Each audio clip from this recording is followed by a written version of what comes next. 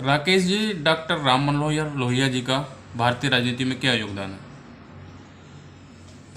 देखिए, भारतीय लोकतांत्रिक राजनीति में डॉक्टर राम मनोहर लोहिया ही वो पहले व्यक्ति हैं जिन्होंने नेहरू जी का विरोध करके भारत में लोकतंत्र की इस परंपरा को जीवित रखा कि सरकारें जो कुछ कर रही हैं उसका एक सशक्त विरोध करके ही लोकतंत्र चलाया जा सकता है।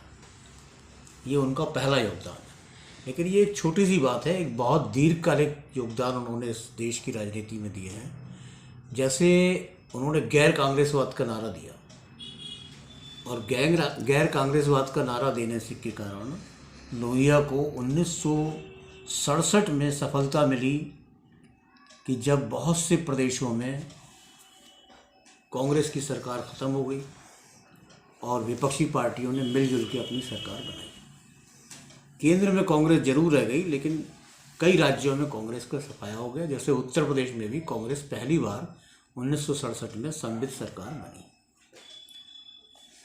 लेकिन उसके बाद ही चूंकि उनकी डेथ हो गई तो उनका ये सपना 10 साल बाद 1977 में जब केंद्र में गैर कांग्रेस की सरकार बनी तो पूरा हुआ। दूसरी उनकी एक महत्वपूर्ण योगदान जो है वो ये था कि उन्होंने जो है जाति और वर्ग, जो एक समाजवादियों की या मार्क्सवादियों की अवधारणा थी वर्ग की, उसको भारतीयता से जोड़ते हुए जाति और वर्ग इसके बारे में बताया। और उन्होंने कहा कि जाति जो है ये एक बंद वर्ग है। ये बंद हो गया वर्ग, मतलब बहुत अपने सांस्कृतिक अतीत से जुड़ के जो पुराना वर्ग है वो अभी तक चला आ रहा है। तो जाति के बारे में ये अवधारणा देते हुए उन्होंने निरंतर अपना चिंतन जारी रखा और ये बात बताने की कोशिश की कि भारत में जातिगत समानता भी होना बहुत जरूरी है।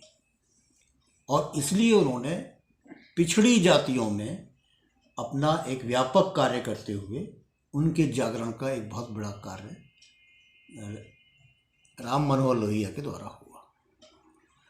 इसी तरह से अंग्रेजी हटाओ आंदोलन, भारत में जो गांधी जी की परंपरा में हिंदी भाषा को राष्ट्रभाषा बनाने की बात थी, वो गांधी जी की बात इस देश में लोहिया ने उस बात को जीवित रखा और 1961 में अंग्रेजी हटाओ आंदोलन शुरू किया। क्योंकि 65 तक 15 साल जो संविधान में लिखे थे 65 तक ये पूरे हो रहे थे, ये हट जानी चाहिए थी, लेकिन नहीं हटा। लेकिन 1967 में पुनः उत्तर प्रदेश में बनारस विश्वविद्यालय से छात्रों ने अंग्रेजी हटाओ आंदोलन राम मनोहर लोहिया के विचारों पर चलाया, जो उत्तर प्रदेश में बहुत तेज़ी से चला और सरकारों को बहुत से सुधार इसमें करने पड़े और उत्तर प्रदेश में हिंदी की स्थापना काफ़ी कुछ हुई। तो एक ही आंदोलन था उनका। भारत की संरचना का अध्ययन करके लोहिया जी ने ये बात बताई कि भारत में जो शासक वर्ग बनता है वो केवल उस आधार पे नहीं बनता कि वो अमीर है, उसके साथ दो आधार और जुड़े हुए हैं। एक तो उसको अंग्रेजी बोलना आना चाहिए और दूसरा उसको सवर्ण होना चाहिए।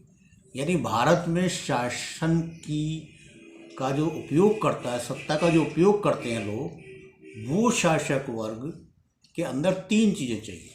पैसा तो चाहिए, धनी होना चाहिए उसको, लेकिन दूसरी 2 चीज़ें चाहिए, उसे अंग्रेजी बोलने वाला होना चाहिए और उसे सवर्ण होना चाहिए, तब वो शासन सत्ता का उपयोग कर सकता है। तो ये उनकी एक स्पेसिफिक अवधारणा थी। अब इसी तरह से उन्होंने भारत में समाजवाद लाने के लिए भारतीय ढंग से सोचते हुए अपनी एक सप्त क्रांति की अवधारणा रखी, जिसमें उन्होंने 7 शारीरिक समानताओं की बात करी भारत में। एक तो नर नारी समानता की बात सबसे पहले उन्होंने जोरदार ढंग से उठाई। दूसरी, रंग के आधार पे जो असमानता है, गोरा काला यानी सफ़ेद लोग हमसे ज़्यादा श्रेष्ठ हैं, जो अंग्रेजों ने स्थापित की थी, उसका विरोध किया उन्होंने। दूसरा, जातिगत जो असमानता थी देश में, उसका लोहिया ने पहली बार बहुत ज़बरदस्त ढंग से विरोध किया। यानी सभी जातियों के बीच समानता हो, ये लोहिया का एक नारा था। विदेशी गुलामी का वो विरोध निरंतर करते रहे। आर्थिक समानता की बात उन्होंने की और राज्य के हस्तक्षेप के विरुद्ध लोकतांत्रिक चेतना की बात की। यानी राज्य का जो जीवन में तमाम हस्तक्षेप होता रहता है उसके खिलाफ थे वो लोकतंत्र की बात करते थे। दूसरा, सत्याग्रह को मानते थे, दबाव की जगह सत्याग्रह की राजनीति होनी चाहिए। ये 7 तरह की क्रांतियों की बात लोहिया ने की। इसके अलावा लोहिया का समाजवादी विचारों में एक और योगदान है कि जब भारत आज़ाद हुआ तो उन्होंने चौखंबा राज्य योजना प्रस्तुत की अपनी समाजवादी पार्टी से। चौखंबा राज्य योजना के तहत वो भारत के गांव, जिले, प्रदेश और देश चारों जगह पे सत्ता बांटना चाहते थे। लेकिन हम जानते हैं कि हमारे यहाँ सारी केंद्रीय सत्ता हो गई, प्रांतों को भी कम सत्ता मिली और जिले और गांव को तो सत्ता मिली ही नहीं। तो ये उनका एक योगदान था जो भारत के लिए अति आवश्यक आज भी है कि जिले को और गांव को भी सत्ता मिलनी चाहिए। इसके अलावा भारत पाक विभाजन, जिसके गांधी जी प्रखर विरोधी थे, उस परंपरा को भी उन्होंने जीवित रखा और भारत पाक विभाजन का निरंतर विरोध करते रहे। और उन्होंने एक भारत पाक महासंघ बनाने की भी योजना रखी कि इस तरह से बना के हम लोगों को अपनी दूरियों को धीरे धीरे कम करना चाहिए। तो ये लोहिया जी की एक ख़ास बात थी कि इन सब नई अवधारणाओं के साथ उन्होंने भारतीय राजनीति में अपना योगदान दिया। अब अगर हम लोहिया के बारे में जानना चाहें तो हमें समझना पड़ेगा कि ये वो नौजवान है जो 10 वर्ष की अवस्था में 1920 में गांधी जी के असहयोग आंदोलन में अपनी पढ़ाई छोड़ के कूद पड़ता है और 1928 में अल्प आयु में ही कलकत्ता के कांग्रेस अधिवेशन में शामिल होता है और अखिल भारतीय विद्यार्थी संगठन जो कांग्रेस का बनाया हुआ है उसमें सक्रिय हिस्सेदारी करता है। तो ये नौजवान जब जर्मनी में पढ़ने के लिए जाता है तो एक प्रसिद्ध अर्थशास्त्री जो प्रोफेसर बर्नर जैम्बार्ट थे हम्बोल्ट बर्लिन विश्वविद्यालय के, उनके निर्देशन में अपनी पीएचडी पूरी करता है। और देखिए पीएचडी भी किस विषय पे करते हैं, ये अर्थशास्त्र में करते हैं, लेकिन विषय क्या है? विषय है नमक सत्याग्रह।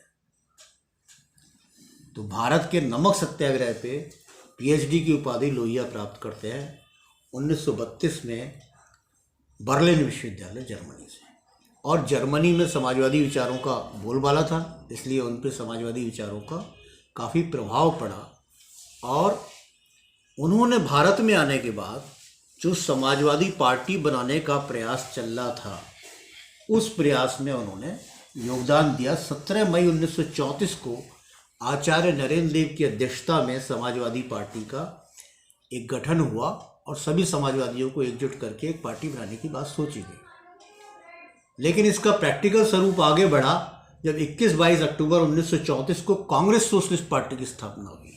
यानी ये माना गया कि कांग्रेस के अंदर रहते हुए ही एक सोशलिस्ट ग्रुप बनाया जाए और ये socialist group, Congress socialist group जो है, कांग्रेस के अंदर रहते हुए किसानों और मजदूरों की आवाज़ को उठा के कांग्रेस को समाजवाद के पथ की ओर आगे बढ़ाएगा। इस विचार के साथ आचार्य नरेंद्र देव के नेतृत्व में लोकनायक जयप्रकाश नारायण के साथ मिलकर लोहिया जी ने इस सोशलिस्ट ग्रुप को आगे बढ़ाने में अपना योगदान दिया, इसकी स्थापना में शामिल हुए और निरंतर इसके लिए कार्य करते रहे। और जितनी भी रियासतें थीं जहाँ प्रिंसेस स्टेट थे, जमींदारी चल रही थी पुराने तरह की, उन सभी जगहों पे इन समाजवादी लोगों ने आंदोलन चलाया। हम पटेल के बारे में तो जानते हैं कि उन्होंने रियासतों का विलय करा दिया, लेकिन इस बारे में नहीं जानते कि उन सारी रियासतों में समाजवादी पार्टी के लोगों का आंदोलन चल रहा था और रियासत के शासक इतने कमज़ोर थे कि वो उन आंदोलनों के आगे घुटना टेकते जा रहे थे। तो भारत की आज़ादी का सवाल हुआ तो हम टिहरी में देखें या बहुत सी जगह देखें, जनता ने ही अपने शासकों को उतार दिया और भारत में विलय के लिए मजबूर कर दिया। तो ये लोहिया जी का योगदान था, समाजवादी पार्टी का योगदान था। और इस योगदान को आगे बढ़ाते हुए उन्होंने गोवा में, यानी गोवा मुक्ति की बात जो है, उन्होंने जारी की।